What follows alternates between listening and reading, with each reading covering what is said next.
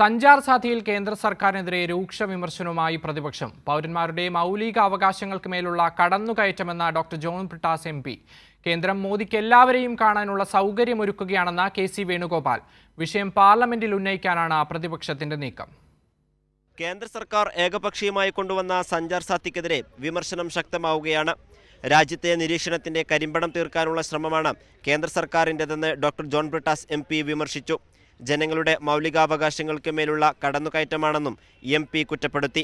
രാജ്യത്തെ ഒരു സർവേലൻസ് രാഷ്ട്രം, ഒരു നിരീക്ഷണത്തിൻ്റെ കരിമ്പടം പുതയ്ക്കാനുള്ള മാർഗമായിട്ടാണ് ഈ സഞ്ചാർ സാധി കൊണ്ടുവന്നിരിക്കുന്നത്. യഥാർത്ഥത്തിൽ ജനാധിപത്യത്തിൻ്റെ മാതാവെന്ന് ഒരു വഴിക്ക് വിശേഷിപ്പിക്കുകയും പൗരന്മാരുടെ സ്വകാര്യതയിലേക്ക് ഇങ്ങനെ കടന്നു കയറുകയും ചെയ്യുന്ന ഒരു സർക്കാർ ഇന്ത്യയുടെ ചരിത്രത്തിലുണ്ടായിട്ടില്ല.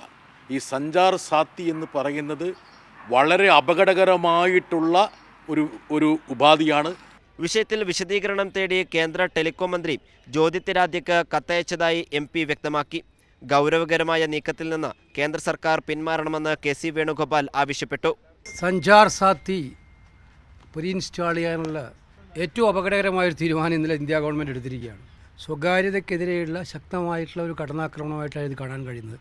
വിഷയം പാർലമെന്റിൽ ഉന്നയിക്കാനാണ് പ്രതിപക്ഷത്തിന്റെ നീക്കം. കൈരളി ന്യൂസ്, ദില്ലി.